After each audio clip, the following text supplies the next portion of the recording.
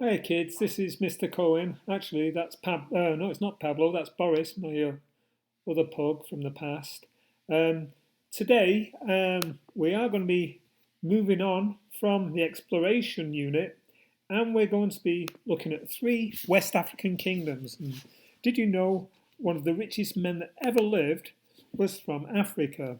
A gentleman called Mansa Musa, and he was so wealthy he was giving away, we think, tons of gold on one of his trips on his way to Mecca on his religious pilgrimage. Well, here's what we're going to do today. We're going to look first of all at Ghana. There were three West African empires. There was Ghana, Mali, and Songhai. And what I'm going to be doing is going to be using the textbook that I've put into the modules.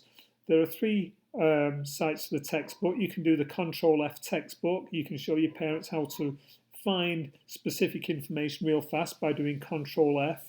And the keyword would be textbook, or one word, textbook. But you're going to be mostly focusing on using this site here, the textbook Ghana Mali Songhai PDF. I'm going to go in first though and open up the textbook map. This is from the same unit, and we're going to look at a map of the Sahara Desert. And this is from the textbook, as you'll see, and just download that. And the main reason these three kingdoms become so powerful and wealthy is because of the trade that's taking place in their region of West Africa. Here we see Northern Africa here, and we see the Mediterranean Sea, and you notice Europe to the north. And this is the west coast of Africa. The Canary Islands will be over here. And if you go further west, you'd come to the Americas. And the West African kingdoms of Ghana, Mali, and Songhai were in this region round here, and they all overlapped. I'll show you a map later what I mean by them overlapping. They existed one after the other. Ghana first, then Mali, and then Songhai. And if we look at this map, we see that trade is taking place. These red lines are trade routes. We see that spices are coming in to Europe from Asia. Remember, the Europeans wanted those Asian spices. But if we look carefully at these photographs here within, you'll see that there's these strange slabs. And these strange slabs are what look like stone slabs. They're actually slabs of salt. And you'll notice they are heading south from North Africa, the Sahara Desert region, and they're heading south into West Africa. And you see this arrow here heading north. And what is happening is the people in this region of West Africa, they are looking for salt to preserve their food. The body does need salt also. It can also flavour food.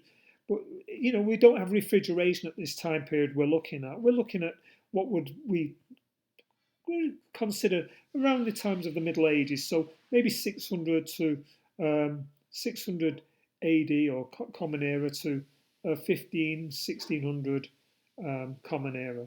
And they, in return for the salt, these traders are going to be taking something that's shiny, and it's gold. Gold mines are here in West Africa and further south, and the salt is coming from under the Sahara Desert.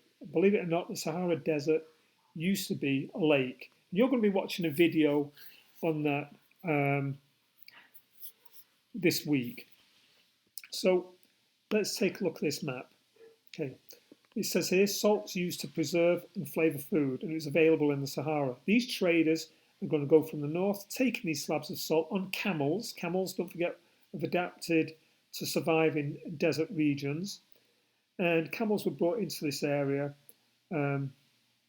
earlier, and so they can use these camels to cross these arid landscapes, these dry, hot landscapes. The gold is mined. And the emperors, these kings of these empires, some of them would not allow their people to own any gold nuggets, but they were allowed to keep some of the dust. Okay, this wealth that's created would then be used to build up the kingdoms, and some of these cities within these empires especially Timbuktu, become centres of learning, centres for religion, as well as trading centres. Okay, let me go now to another page. Let's get out of this. Okay, oops, go back in. Okay. Next, these pages here give you some background on Africa's geography. So words such as rifts, these are valleys, sub-Saharan Africa. Let's take a look. Okay, so a rift is like a not quite a valley. It's a fault in the earth where it's susceptible to earthquakes. And over here is the Great Rift Valley, but we're looking at this area over here, mainly West Africa. So we're looking at the Niger River region. The Niger River is going to be a great place for people to locate, fish, water to drink, to irrigate crops, to travel and trade, and so on. The trade is taking place coming across the Sahara, and trading cities such as Timbuktu, where traders coming from the north would meet traders coming from further south. And this trade is taxed. Products coming in are taxed, and products going out are taxed also. So it's making the people of this area wealthy. Let's see here. Let's now get out of this map. And what I would like you to do is I would like you to read, I'm going to go next. I would like you to read this section here that's entitled Textbook Ghana Mali Songhai. And let's download this. I'd like you to take notes on how the Empire of Ghana starts. So big events that tell us who is settling in this area. You're going to read about the Soninke people and where they locate. A big event is these people actually starting to settle this area. So you're going to mention these people in the first event in an organiser you create in your Bellringer documents. You're then going to see an event that helps them to prosper, to do well. This is going to involve trade, and they trade in a specific way. These are key words mentioned here: silent barter, Tunka Manin. We'll look at Tunka Manin later. And silent barter is this process where people actually, they're not engaging with each other directly face to face when they trade. I'd like to read about how they trade. They would take gold, leave it on a riverbank, and they would wait for somebody else to disappear, and then they'd wait for somebody else that would bring salt, the same value as the gold. They would leave the salt and take the gold, and it was based on trust. And if they didn't feel that the items were worth the same value, then they wouldn't take them, and so they would barter that way. But there were reasons for them trading this way. One of the reasons is, well, first of all, there was a language barrier. They didn't sometimes they didn't speak the same language. Okay, so this trade is going to help them to become a wealthy region. So that would be going in this event here. This is a middle event. And then also building an empire would go in the middle. Now, I do also want to see why Ghana deteriorates, why it loses power. And so as you carry on, here we see in blue, Ghana's decline, Ghana losing power. And there are three main reasons. Looking at this image here will give you a clue. Okay, grass here, no grass here, but animals in both areas of the picture. So that gives you a clue to one reason they start to have problems doing well. Read this section here on a group called the Almoravids. That's important too. That's going to go in the decline notes. And internal rebellions, people becoming upset with their rulers. Okay, so this would go in the third section of the organizer, the three main events. Okay, kids, so I'd like you to do that. Read that reading, take notes as directed, and let me just take a look at something else I saved you. Okay, so this is a map showing three empires that we're going to be looking at, 3 kingdoms. Ghana comes first, then Mali, and then Songhai. By the way, there is a country called Ghana, but the country of Ghana is down here. That is a different entity, a different thing altogether. The Empire of Ghana was in this area here. Okay, so let's now take a look at this.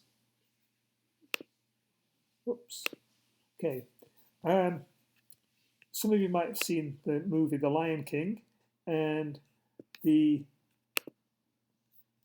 Lion King is loosely based on a leader of one of these empires. He's known as the Lion of Mali, Sundiata. Okay, the Lion King is based on Sundiata Keita. Okay. We'll be reading about Mali after you've read up on Ghana. And there will be some little quizzes on Ghana coming up in the next day or two. Okay, kids, so let me just go back to where you're going to find this information. Oops. Let's go back to modules. So you're going to go into the Africa module, which you should refresh your pages. It's open now for you. And when you go into the Africa module, you're going to go to this one here, textbook, Ghana, Mali, Songhai. Okay, kids. All right. And if you ever feel the need, there are Quizlets for you to practice with also. All right, guys, and I hope you enjoy your day. Thank you very much. And Paolo and I say goodbye. Bye now.